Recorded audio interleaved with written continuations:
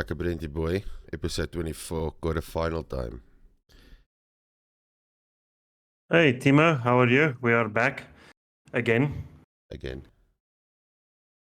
Yeah, well, I think this is probably the most exciting time of the URC, is when you start getting to the playoffs. I really am unbelievably excited for this weekend's game of rugby, or games of rugby. I don't think we had an exciting weekend like this in, probably obviously with the exception of the Champions Cup finals in a long time. Yeah, just to clarify the importance of this weekend, we've got a side bet. We made a bet before we even started the podcast that whoever team Before finishes the season started. yes, whoever team finishes the highest. Well, the deal was this: is I'm not allowed to say anything bad about the Sharks for the next season, and I believe there was a Stormers jersey on there as well. So I would say about 4 or 5 weeks ago, I was very doubtful that my team would even be in the top 8. And they ended up finishing 5th. You know, both our teams went there, 3 South African teams. But it's by all means not an easy road. In my defense, when I made that bet, I looked at the Sharks team, which included Ebenezebet, Siakolisi, Andreas Dresden, Oxen, Che, Bongi, Monambi, and I thought there's no ways any team in the URC can beat them. And much to my surprise, almost all the teams. Well, they did stop. They did end 4th. So it's not end of the road for them. Yeah, I have to say with the form that especially the South African teams have been on, I am a tad surprised that we had 2 teams in the top 4. And 3 teams. Yeah, well, no, we're 2 in the top 4 and 3 in the top 8. Yeah, 3 so in the quarterfinals. the Lions, I felt were their own worst enemy in some stages. Poor coaching, poor director of rugby, as we've discussed numerous times already. And I also think a club that was burdened by a couple of crucial injuries. When you've got 2 or 3 star players and they're all injured, it does put a damper on that. And much like you look at the Sharks, the middle of the season where they had crucial injuries with Fussy, crucial injuries. And I mean, you look at the Stormers, there was a section there where Mani was out, Damien, Sasha was out. Player turnaround at the Stormers, it was just looking horrible.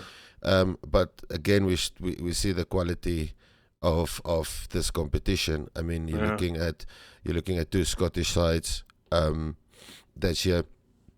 You're looking at a Welsh team, a Welsh team and 2 Irish teams and 3 South African teams. It does show the quality in this competition, and by far. This competition isn't over.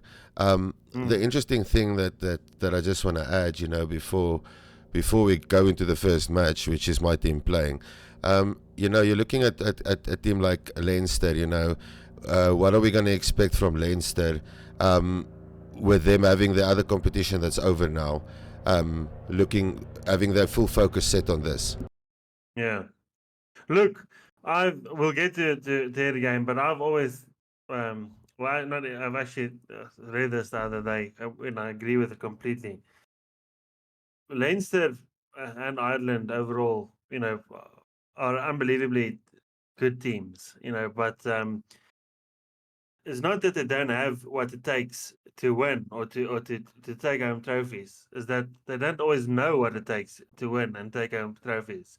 They, they've been Leinster, Leinster has been the most dominant team in the URC. I think with only 2 losses. If I'm not mistaken, we can double check that 1 or 2 losses. No, it was 2 losses. Yes, 2 losses, unbelievably good. And the same with the Champions Cup. I mean, in the Champions Cup, there was 3 games in a row where they kept the opponents, quality opponents, at 0, and they put 50 and 40 points on them. Quality opponents, not rubbish teams. But as soon as it comes to, and I'm just singing the same song that everyone else is singing because everyone knows it to be true. As soon as they get to knockout rugby, they choke. And I don't know whether that's a mental thing, whether the team doesn't gel when they need to gel. I don't know. I think It does make it a bit more exciting. You I know, I think it's the Ireland. I think this is why the South Africans and the Irish supporters don't get along. I think we've got a massive personality clash. In the sense that we're very similar in personality. When it comes to our rugby, we don't allow our teams margin for error. I mean, we take for example the Stormers, we take for example the Sharks, both our teams playing in the quarterfinals this weekend. Okay, but we don't allow margin for error no, when it comes to that, and I feel that the Irish do the same. yes, And I feel that the Irish are going into this competition, and they look at Leinster, and it's a proud fan base, supporter base that yeah, Leinster has, 100%. and they don't allow margin for error, No, and which is not a problem on its own, right? But it does put pressure on the players, and sometimes we forget that. yeah, And I feel that with Irish rugby where it is at, and South African rugby where it is at, and we can probably throw the All Blacks in there as well, and probably England as well. You're taking the top tier nations in that regard, and it's like I'm gonna use Jason Colby as an example. Okay, Jason Colby can go and score 4 tries this match, and look like a superhero. In the next match, he misses a tackle that costs us yeah. the match, and And he he'll gets get brutalized crucified. for it. He gets 100%. crucified, Because and that's I the feel South that African way. I feel that the Irish have a bit of a losing mentality, and I just want to clarify that before I get massacred or whatever about that.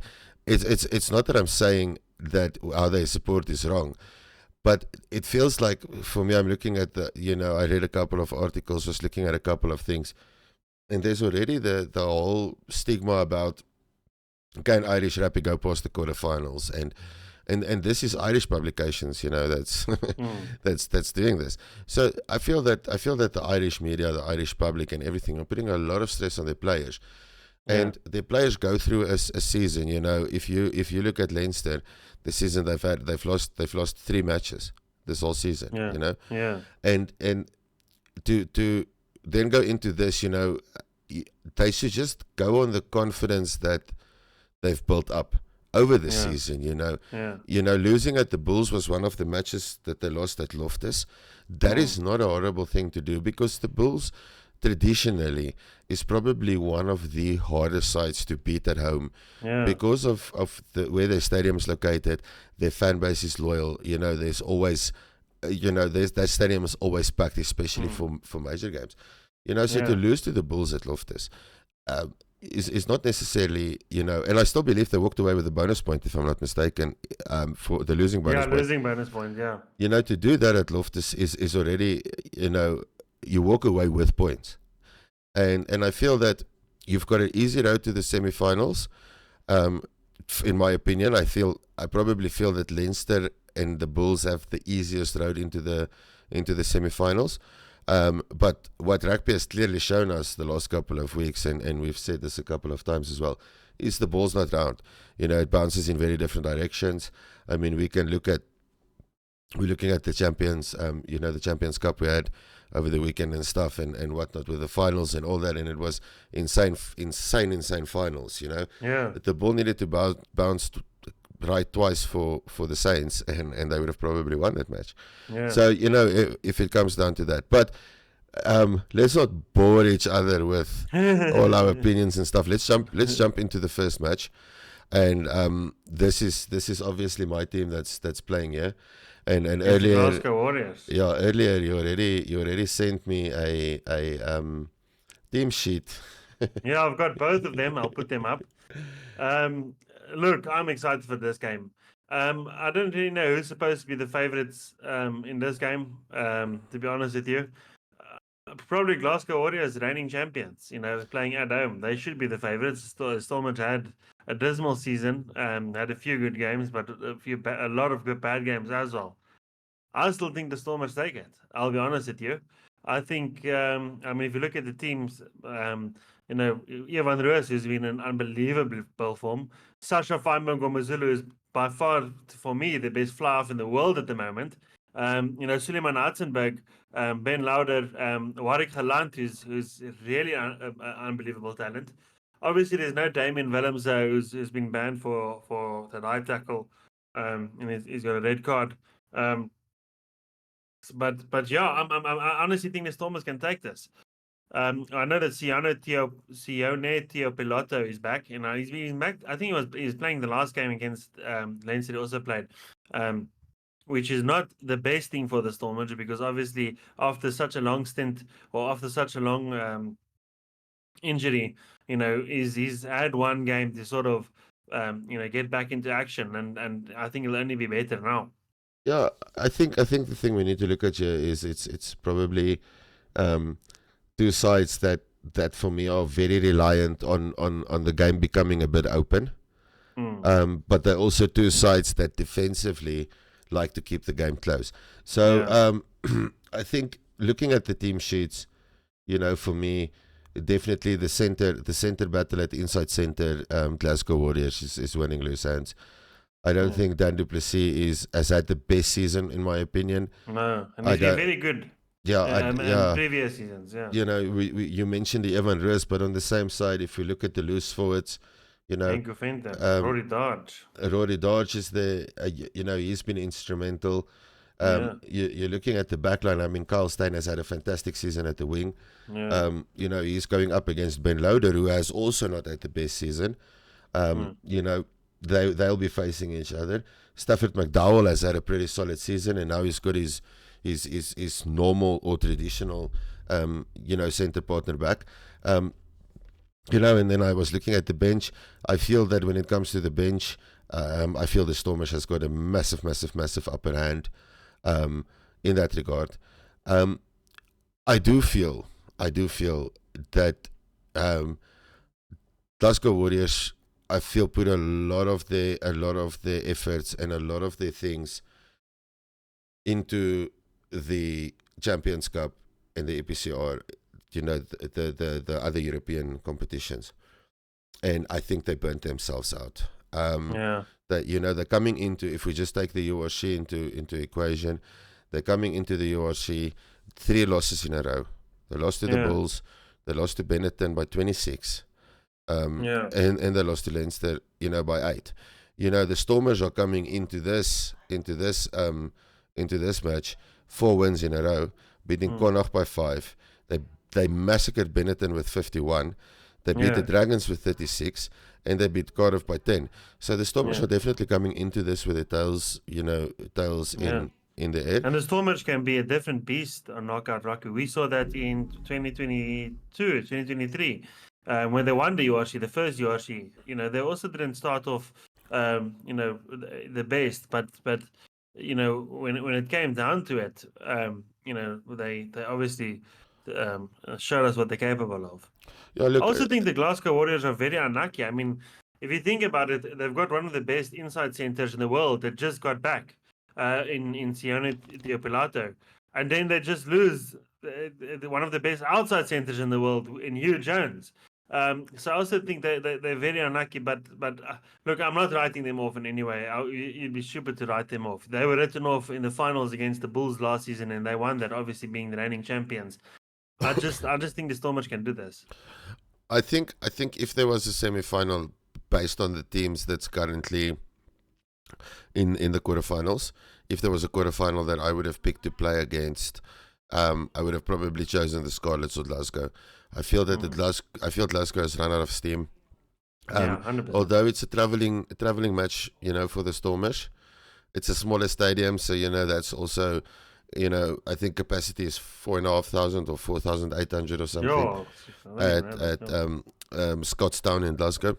So it's not a big stadium, so you don't have that massive intimidation like you have in the South African stadium. So I think the Stormers are going to take it.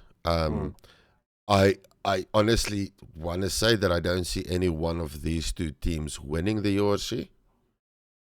I wouldn't write off the Stormers. I think they can do it. Yeah, but I'm going to back my boys, yeah, and I see actually if I look at our Super Bowl predictions, we both went with 7, which is pretty interesting. So let's hope. I'm hopeful. I'm hopeful that the Stormers are going to pull it through, and I'm backing them. I think it's going to be a fun match to watch because, like I mentioned, it's two teams that play traditionally looser rugby, reliant on space to get their backs away and stuff. And I feel that's gonna be the difference here. It's the team that's gonna be able to keep control of the ball. 100%. Will be the team that massacres, and I actually feel that we're gonna probably see a high score here. I won't say like it's gonna be 50. I mean, both teams are gonna score high.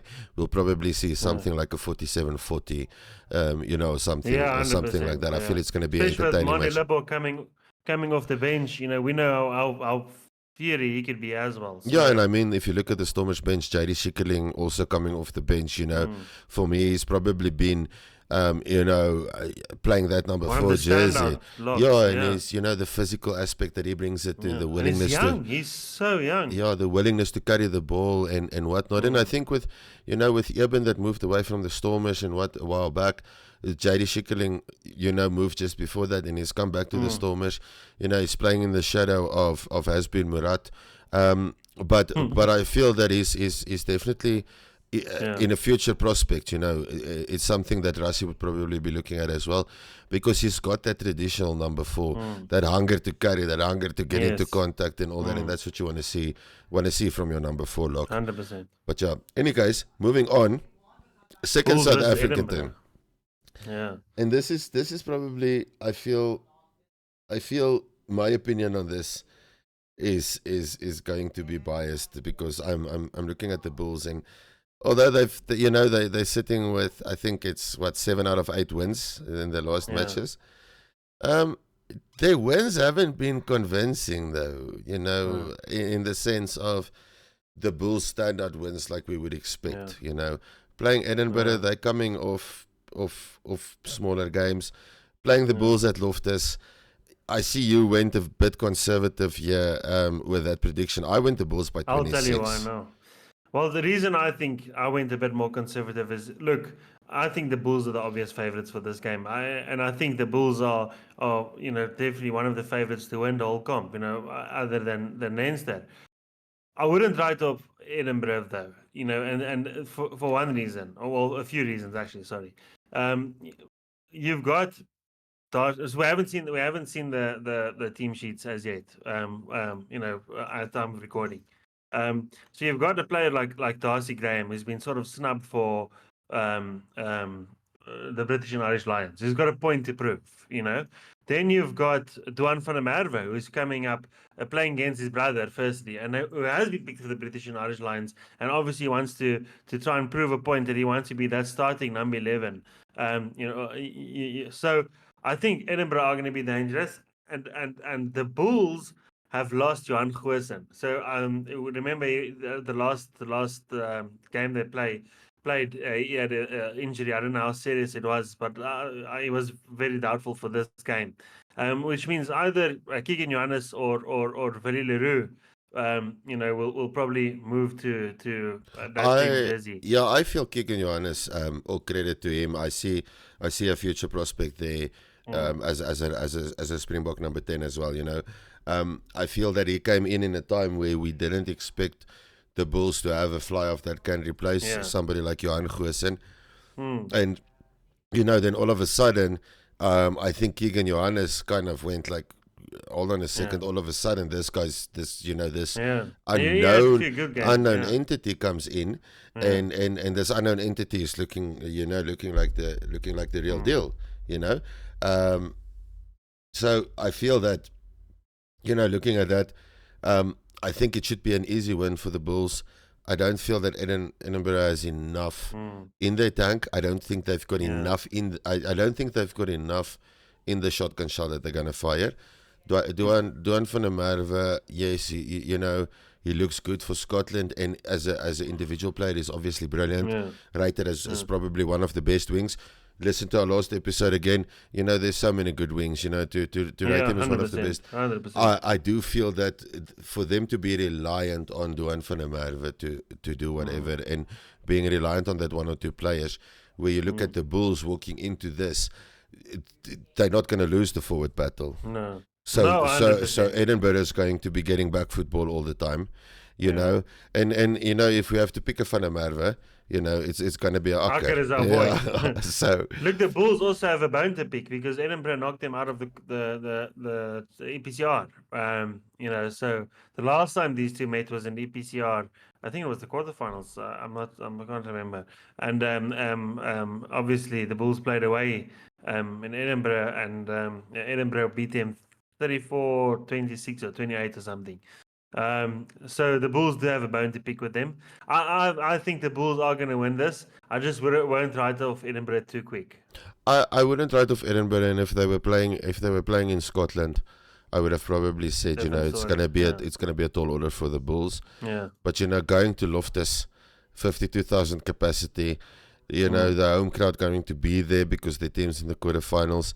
It's gonna be a hard day at the office. And you know, Duan, Yeah. you know, coming from South Africa and whatnot, he's going to be massacred by the fans because he's going to be targeted. You know, the Afrikaans yes. slang and the Afrikaans, All the you know, all that. the P-bomb will be thrown loose. Yeah. Yeah, you know, and like I mentioned earlier, you know, Loftus is probably the worst. There's a reason they call it Fort Loftus, you know. Yeah. Probably the hardest place to go and beat a home team in the world right now. You know, it doesn't matter on what form the Bulls are. You know, playing at them at Loftus, you're playing against, you know, 52,023 people because the crowd at Loftus is brutal.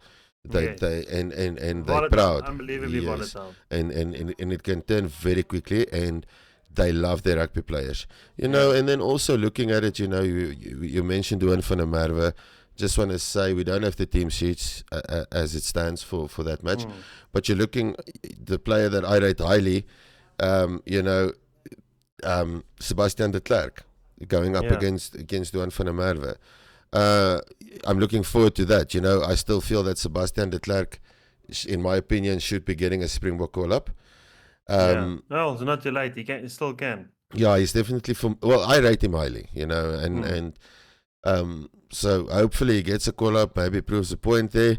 But again, competing against Kelly Arendse, Makazole Mapimpi, you know, we can go through that list. Jaslyn Colby, Kainan Moody, you know, that list goes on. But I just feel that Sebastian de Klerk, when it comes to finishing, just has something different. And I feel he could be, you know, potential threat there. But yeah, I feel Bulls 26, you went Bulls by 10. I feel you went a bit conservative there. But yes. But I do think it's gonna be. I need to win. I need to win my Super Bowl. I think it's gonna be an easy one for the Bulls either way, to be honest. And then moving on. The easiest pick, probably most easiest. Yeah, pick. the only all European semi-final or quarterfinal. Sorry, Leinster, the team that we, you know, dubbed as the team that is unbeatable. A couple of weeks ago, before we had our break, before they got beaten, and then all of a sudden they lose 3 matches. It's 2 in the URC, and then they lose in the Champions Cup. Yeah, you know, looking at that, will Leinster be going into this home crowd favourites? Aviva Stadium, like you mentioned, big stadium, 51,700 capacity. You know, walking into the Aviva, much like Loftus against Leinster, or even against Ireland, you're not just going to walk in there and massacre. I think the Scarlets, they're the team that sneaked in the back door, right? Look, they've got Ellis Me and a lot of Wales internationals that are not, you know, horrible, actually very good. I think it's not fair to them. Well, you know, you end we end, and you play after that, you know, the final 8 has been revealed. But you know, I think it's a very, very tough ask of them to beat Leinster at home. You know, I mean, Leo Cullen is going to go full force, guaranteed. He will go James Lowe. He will go he's not going to take any chances. Well, look, and Leinster messed up in the Champions Cup, right? So yeah, that's why I said I feel their full attention has shifted to this. There is still silverware on the table when it comes to the URC, so I feel they're going to be focusing on this on the rest of these URC matches before the players depart for their British and Irish Lions duty and whatnot, and a lot of them have been chosen, for the British and Irish Lions squad and stuff like that. Leinster, we mentioned this quality side. As much as we dislike and get frustrated, and I've had my opinions about, certain players like James Lowe and, whatever, they're a quality outfit. I mean, and they're definitely going to walk into this, and I don't think the Scarlets really stand a chance. No, If the Scarlets at home, maybe, we could see an upset, maybe, one out of 470 million times. But I do feel, in the context of how this season has gone, this is going to be a walkover 100%. for Leinster. I went Leinster with 30. You went Leinster with 25. So, I mean, it's clear cut that we both feel the same about where this game is going, and I think we're honest about, I think we're hitting the nail on the head. I just don't hope my score is too conservative, because Leinster has the habit of going and scoring, 71 points and 55 points. I think Scarlets will throw the kitchen sink at them. I think they are going to try their best. I'm actually hoping for a very, very good game. And I'm hoping that Scarlets just fight until the end, and which we know they can. Well, that's the thing. What we need to look at, in the context of the URC.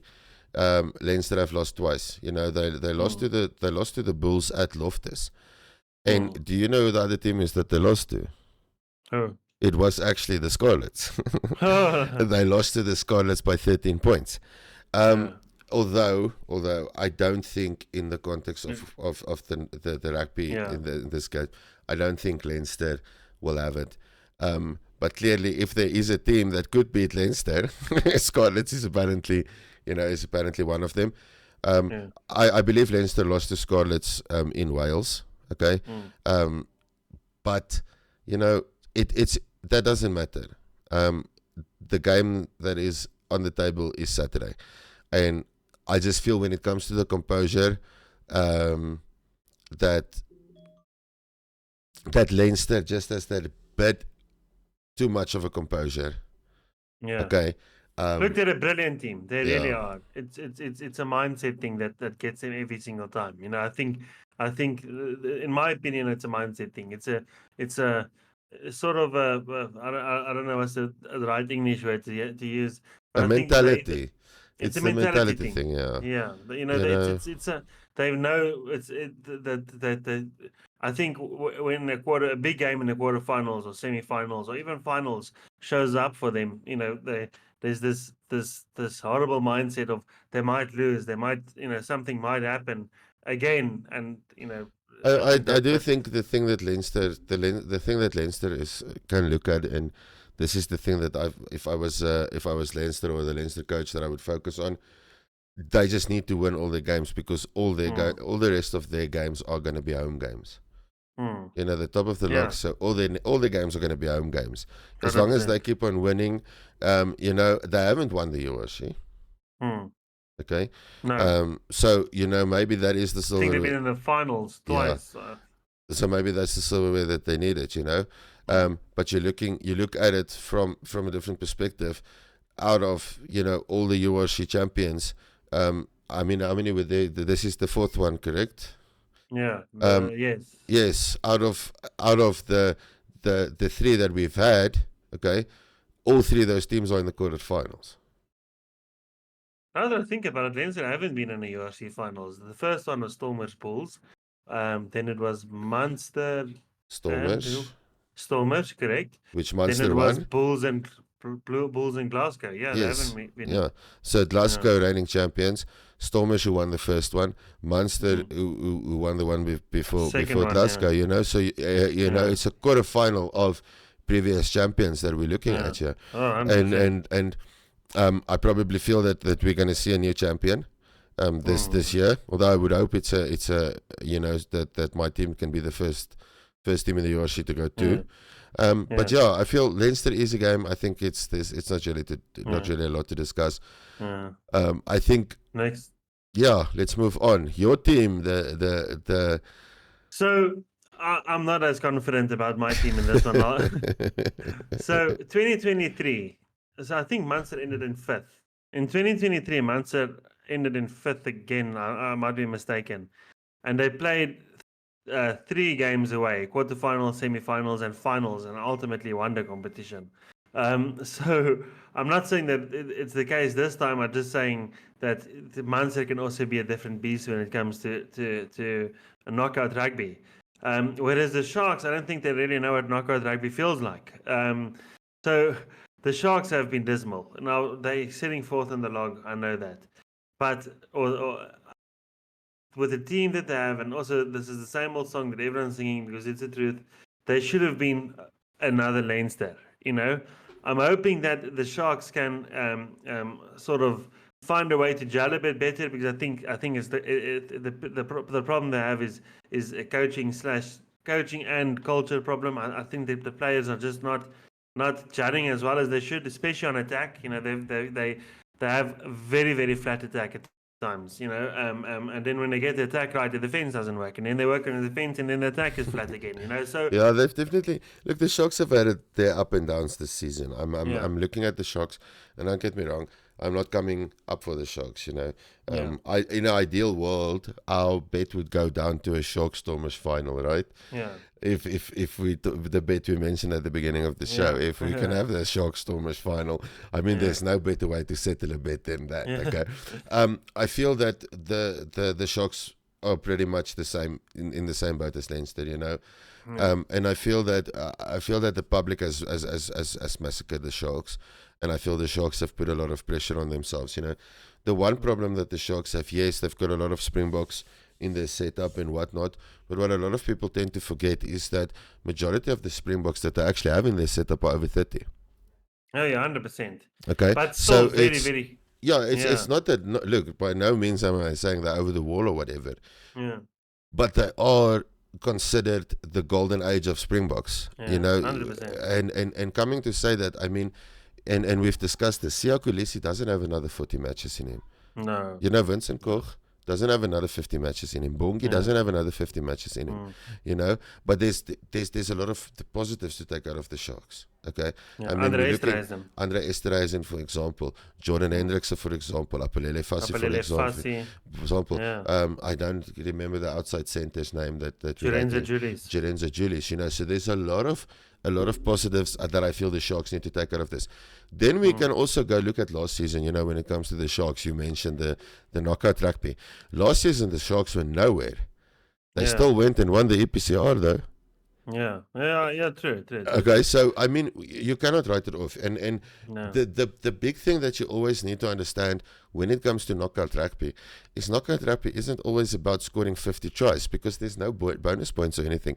You just need to win your match by 1 point. Okay. Yeah, it doesn't matter how you win it. Yes, and I mean, if we look at the World Cup, South Africa literally made a habit of winning their last 4 games or 5 games with 1 point, So and at the end of the day they lifted the trophy. I do feel Munster's coming out of this, or I won't say Munster's coming into this horribly. Okay. And out of the last 7 matches, okay, the Sharks have only lost once. Okay, in the URC. Out of the last 7 matches, Munster have lost 4. Okay, and the teams that I have beaten are teams that went in your top tier teams. They beat Connacht by 6, which although it's a win is a win, it's not convincing. They beat Ulster by 18. That's an okay win. Yeah, and they only beat Benetton by 9. I mean, coming into that, and this is also going to sit in the back of their heads. the Sharks played 18 games. They still won 13 of them. Yeah. You know, it's not that they got into fourth position on the log by chance. You know, and I believe with 3 or 4 games to go, there was nobody that could surpass them for fourth. Yeah. You know, that says a lot about your season. It says a lot about your team's mentality. I do feel that you mentioned it. The coaching isn't right for the Sharks. I feel that the Sharks need a more dynamic coach. You know, they need somebody like the coach from Glasgow to come. You know, somebody that's going to take that back. Yeah, somebody that's going to take the Sharks back line with the Apelele Fassis in it, with the Jerenza Julius is in it, the Andre Esterhuizen, Jordan Hendricks and stuff like that. And take that back line that has the potential to be a massacring force in World Rugby and put them in a position where that back line can just thrive. 100%. Because I mean, that is how Glasgow won last year, is they outplayed the Bulls with a back line that shouldn't have outplayed the Bulls. You know, and I feel that the Sharks probably, you know, looking at it on paper, looking at it on value, is probably the most lucrative team. If I had to pick a 100%. Team to coach, this is probably the team that I would have chosen because of all the name players that are there. I do feel that the Sharks have put a lot of pressure on themselves because they also hear the public going, yeah, but it's full of Springboks and what like that. Yeah, they should have won with more. Yeah, don't go into that with that mentality. I've been hard on the Sharks for that specific reason as well, and I do feel that they could do a lot better. They should have probably, out of the played 18, they should have probably won 15. I feel 1 or 2 of the losses was stupid, especially the one like against the Leinster C team. I just wanted to say like the Leinster one, but right now it's knockout rugby, and you are sitting with the best team possible for knockout rugby. You know, I think you need to play to that strength. Let's hope the guys can sort of get into that mindset of, you know, fuck it, boys, we're here, you know. They didn't just come this far to just only get this far, you know. Hopefully Eben Etzebeth and Siya Kolisi, you know, rounds up the other guys and they just fucking smash Munster. The last time they played Munster was this season in the Shark Tank, and the Sharks, you know, obliterated them.